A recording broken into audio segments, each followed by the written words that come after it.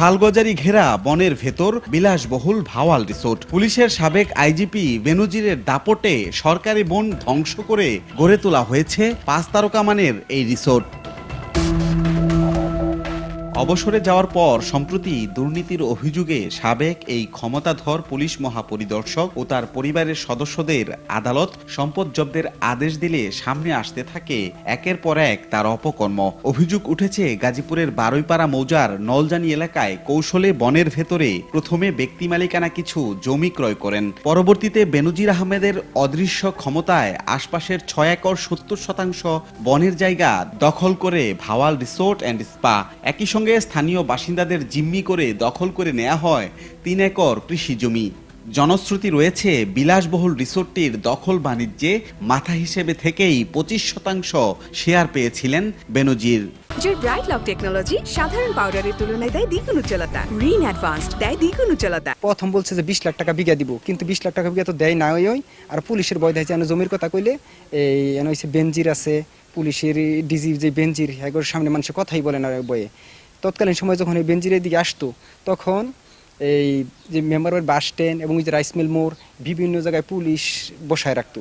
তখন মানুষের মধ্যে একটা আতঙ্ক ছিল কি জমি টুমি এমনি ডরে বই, আর জমির কথা কেউ কোনোদিন জমির কথা বলছে না। আর তারা যাই কইতো তাই আমরা বিশ্বাস করতাম। আমার চাচা ফলে মই রয়ে গেছে জমিনের চিন্তায় পরে যে বাবা রিসিডে জমিন আছিল যে আমার চাচার। আমার জীবনে একটা গাছও কাটছি না। এরপর আমার নামে 7 কোটি 80 লক্ষ টাকার মামলা দিছে ঘাট ফরেস্ট ডিপার্টমেন্টের লোকে। আর এই যে যারা বন জঙ্গল কাইটা খাইতেছে, যারা বড় বড় রিসোর্ট করতেছে, তাগরতে টেয়া পয়সা নিয়া তারা কত সুন্দর বালা। আর আমরা নিরীহ লোক, আমার এই যে জেল বন্ধ কাটন লাগলো। আর ওখানে মামলা রয়েছে, কতদিন যে যাইবে এটার কোনো হিসাবই নেই। শুধু দখল বাণিজ্য নয়, ডিমার্গেশন প্রশাসনের অনুমোদন কিংবা পরিবেশ অধিদপ্তরের ছাড়পত্র ছাড়াই কি গহীন বনে গড়ে উঠল এমন রিসোর্ট? আবার স্থানীয় প্রশাসন থাকার পরেও কিভাবে দখল হয়ে গেল বন সম্পদ কিংবা কৃষি জমি, তা নিয়ে প্রশ্নের মুখে বন বিভাগ সহ সংশ্লিষ্টরা। এতদিনেও দখলদারদের বিরুদ্ধে কেন ব্যবস্থা নিতে পারেনি কেউ, নাকি দায়িত্ব এড়িয়ে গেছেন সবাই?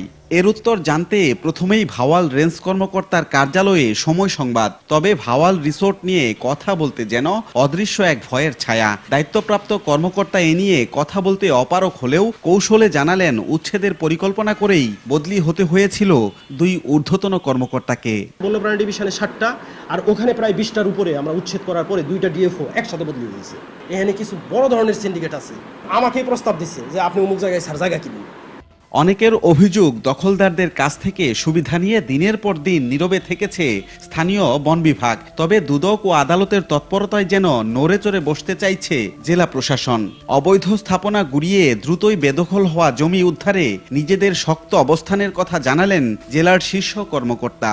বিজ্ঞ আদালতের রায় পেয়েছি, এখন আমরা আমাদের যে প্রসিডিউরটা সম্পন্ন করি উচ্ছেদের জন্য।